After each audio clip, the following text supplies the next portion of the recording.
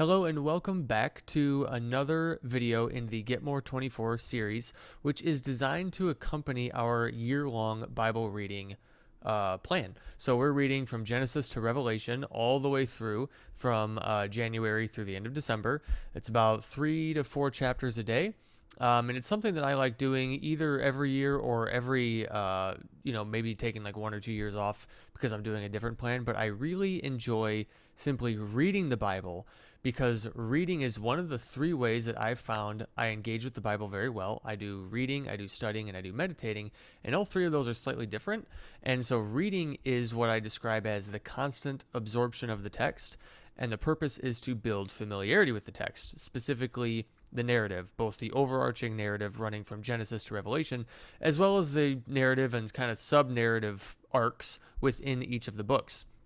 You'd be amazed at how much better you understand the Bible and how much you can actually glean from it simply by reading it and becoming more familiar with it. So the second time you read through it, the 5th time, the 10th time, the 15th time, the 20th time, you're going to realize, whoa, I'm really understanding this a lot better than I used to, particularly if you're only doing kind of 1 chapter a day or less than that a day. The Bible feels so big, and reading helps the Bible feel a lot smaller and helps us kind of get our hands around it a bit better. So we love reading the Bible through in a year or even quicker over here at our ministry.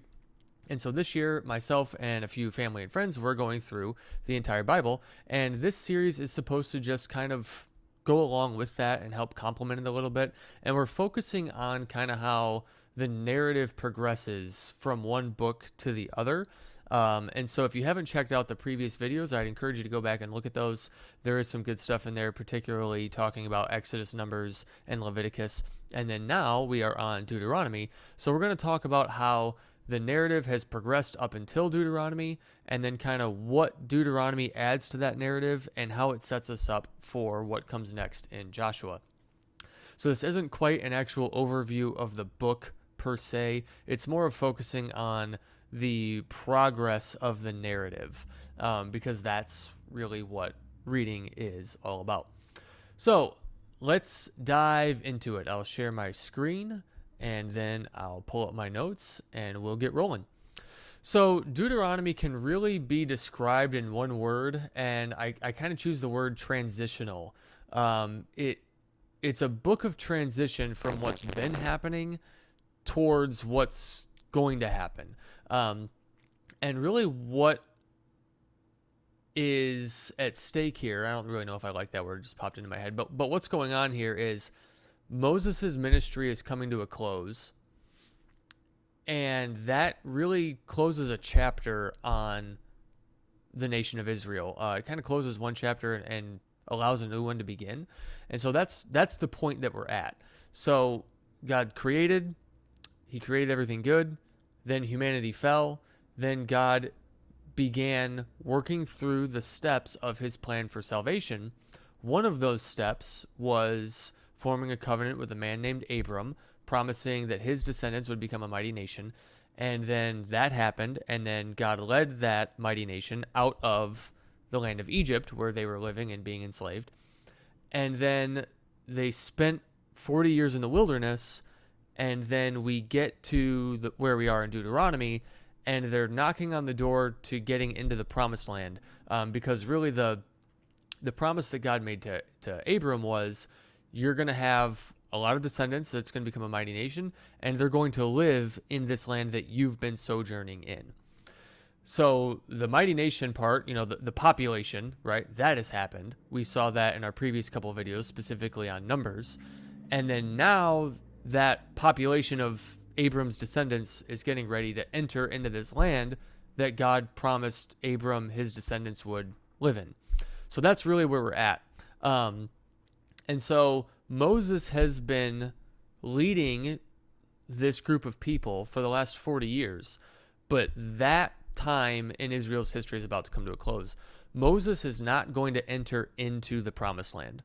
And that's because he failed to show God's holiness at Meribah. And you're like, wait, what's going on? So let's go back and check that really quick, because it sets us up quite a bit for what's going on in Deuteronomy. So we're going to go back to Numbers chapter 20. And really the passage begins in verse 1, but I'm going to pick up in verse 7 and read 7 through 13 because that kind of summarizes what's going on. Basically, the people are complaining that they don't have any water, and then the Lord spoke to Moses, "Take the staff and assemble the community. You and your brother Aaron are to speak to the rock while they watch, and it yield its water. You will bring out water for them from the rock and provide drink for the community and their livestock." So Moses took the staff from the Lord's presence, just as he had commanded him. Moses and Aaron summoned the assembly in front of the rock, and Moses said to them, "Listen, you rebels, must we bring water out of this rock for you?" Then Moses raised his hand and struck the rock twice with his staff, so that abundant water gushed out, and the community and their livestock drank. But the Lord said to Moses and Aaron, "Because you did not trust me to demonstrate my holiness in the sight of the Israelites, you will not bring this assembly into the land I have given them. These are the waters of Meribah, where the Israelites quarreled with the Lord, and he demonstrated his holiness to them." So because of this leadership failure on the part of Moses and Aaron, neither one of them are going to enter into the promised land with the rest of the nation. It's really sad. It's a really devastating moment when you're reading this part in the narrative, and it's like, whoa, God, I mean, why is Moses' punishment so severe? And we have to focus on the Lord saying, "Because you did not trust me to demonstrate my holiness in the sight of the Israelites, you will not bring this assembly into the land that I have given them." God instructed Moses to speak to the rock. Moses struck the rock twice with his staff, and therefore God said, "You didn't trust me to do this sign. You took it upon yourself to do it, and these are the consequences." It's a really devastating moment. It's really sad, and it's something that is kind of tough to work through. But that sets us up for where we are in Deuteronomy. That explains why Moses is not entering into the land, and really why the book of Deuteronomy exists, like, at all, so to speak. So Moses' leadership of Israel is ending, and he goes on kind of this grand series of farewell speeches, which is what we have in Deuteronomy. And in these speeches, he recites their history, particularly the history since they came out of Egypt. He talks about how the Lord led them out of Egypt, and then how they sent out spies into the land, and how the spies came back and gave a bad report, and then how there was disobedience and rebellion from there, and how everything went downhill. But there were moments of redemption.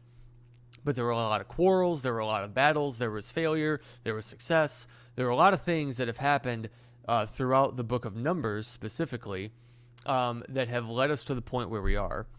One of those things is when the spies came back and gave a bad report of the land. I think that's Numbers 13. I'm just reciting that off the top of my head. It's somewhere right around 12, 13, or 14. Then the nation rebels and is like, no, we can't go into the land. And ultimately that leads them to complaining that it would have been better off that they stayed in Israel, that they stayed in Egypt, that they returned to Egypt. And ultimately God gets fed up and is like, okay, this generation, the generation I brought out of Egypt, they'll never enter into the land. They're going to die in the wilderness, just like they said that they would.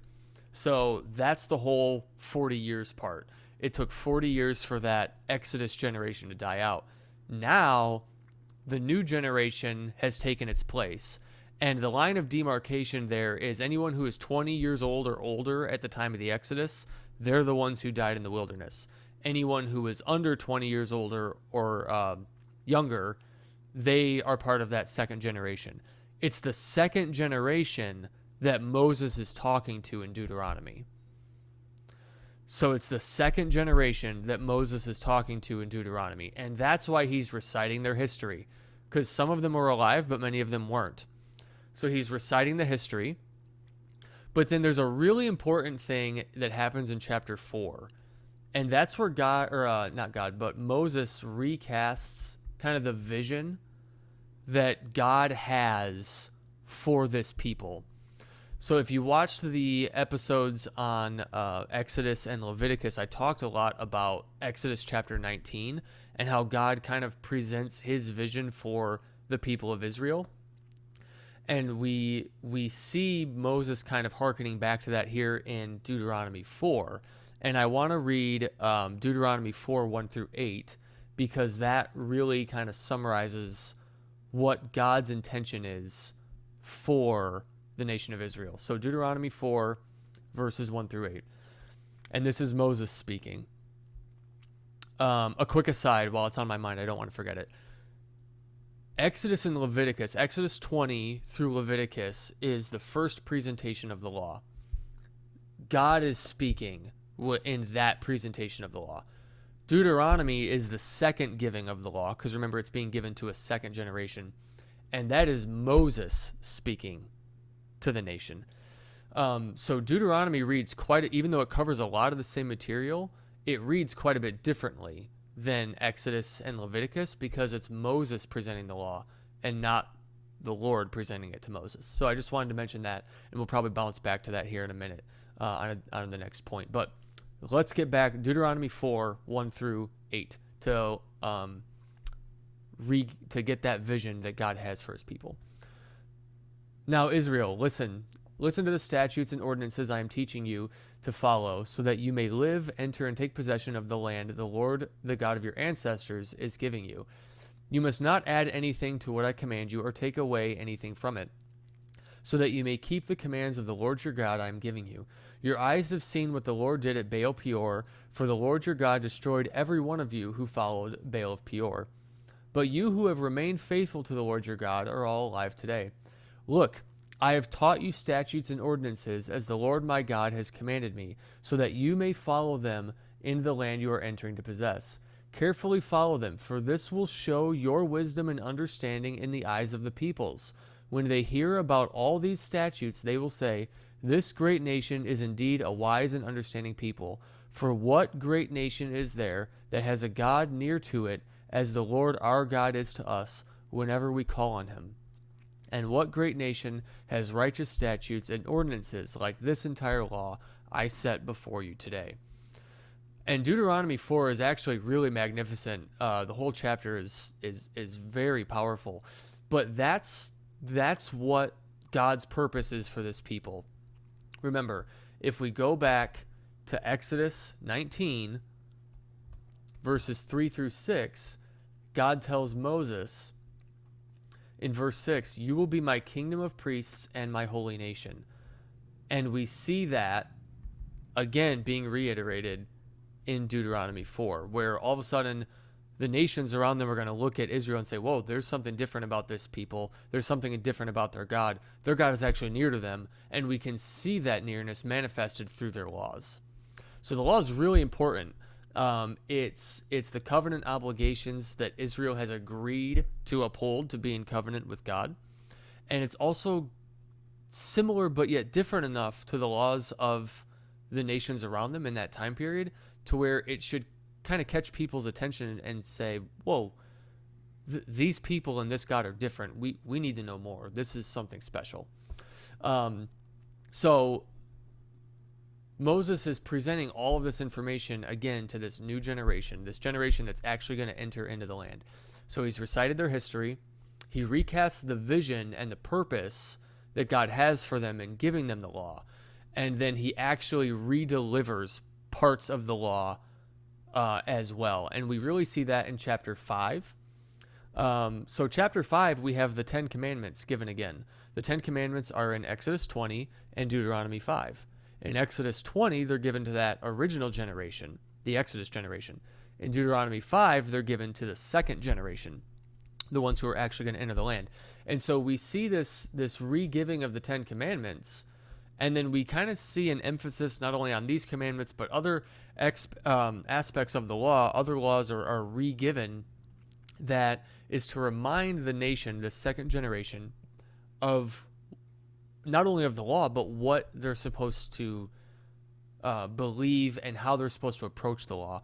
I kind of describe Exodus and Leviticus and Numbers as kind of the letter of the law, and then Deuteronomy presents the law, but again, because it's Moses talking, we kind of hear the heart behind the law, And Moses talks a lot about why they should believe the law and why they should follow it. And there's kind of a big heart component behind it. So you have the letter of the law kind of in Exodus 20 through Leviticus and parts of Numbers. But then you kind of have the heart of the law here in Deuteronomy. And so you'll see overlapping material, but it has a different tone. And so that's really what's coming to a close. Moses' leadership. And in the coming to a close of his leadership, he recites their history, he recasts their vision for being God's covenant people, and then he redelivers parts of the law for them to understand not only the law, but why the law. And then we want to ask, well, if it's a transitional book, then what's about to begin, right? So if something's coming to a close and something's about to begin, what's about to begin? Well, that's great. Really, the next chapter of Israel's nationhood is about to begin. They are, at the time of Deuteronomy, they are on the eastern bank of the Jordan River. So they've left Egypt. They wandered around in the wilderness of the Sinai Peninsula and like south of the Promised Land. And now they're on the eastern bank of the Jordan River, and they're about to cross the Jordan River westward into the Promised Land. And Joshua is going to be the one who leads them through that river crossing and into conquering the land. And so when we get to the end of Deuteronomy, chapters, 31 through 34, you really see the passing of the torch between Moses and Joshua. So you see the conclusion, this section is titled The Conclusion of Moses' Ministry. You have Joshua succeeds Moses. You have the Song of Moses, which is a farewell song. And then you have Moses blesses the 12 tribes, and then the book ends with Moses dying. So the book as Deuteronomy closes, Moses' leadership of Israel comes to a close. Joshua's begins, and he's going to be the one that actually helps conquer the Promised Land. And he's going to be the one that helps settle the people into the land. And when they settle into the land, that we'll see that in the book of Joshua, now you're actually seeing Israel kind of being firmly established and equipped and ready to be God's kingdom of priests and his holy nation. And so the book of Deuteronomy serves as that transition where the chapter of coming out of Exodus, wandering in the wilderness, being formed as God's people, that work has been done. And now they're ready to enter into the Promised Land. And that's where Joshua picks up. And it's this really beautiful transition where we see Moses really sharing his pastoral heart for this nation. And we see him say positive things, but he also says some really negative things. And it sets up, kind of foreshadows this tension that we see in later books that I'm excited to talk about when we get there. So that's what I have for Deuteronomy. If you've never read Deuteronomy, I would really encourage you to read it. It's 34 chapters. If you read 4 chapters a day, you're going to read it in about, 8-9 days, something like that. And it's a great read. It concludes the Pentateuch, which is the first 5 books of the Bible. You have Genesis, Exodus, Leviticus, Numbers, and Deuteronomy, and that's what we call the Pentateuch. And it concludes that section, and then Joshua begins kind of a new literary section that corresponds with kind of a new chapter in Israel's history. And so read the book of Deuteronomy. It's a wonderful read. And if you've never really tried reading, but you've always wanted to get more out of your relationship with God by kind of getting more out of the Bible, but you didn't really know what to do, you didn't really know how to approach that or where to start, that's really what we are here to do, is help people navigate that. We want to demystify the Bible so they can be more free to engage with it, and they can glean more from it and grow in their relationship with God. And so like I said, we kind of differentiate between reading, studying, and meditating, because each one of those 3 approaches kind of yields different results. And so if you've never tried reading where you just sit down and you read in larger chunks, and then just make a note of your observations or questions, but keep moving on. Don't go down that rabbit trail yet. Just keep moving on so that you become familiar with the story. It's really remarkable, and I encourage you to do it. So sit down, read the book of Deuteronomy this week if you haven't already, and I will see you in the upcoming videos. and happy Bibling.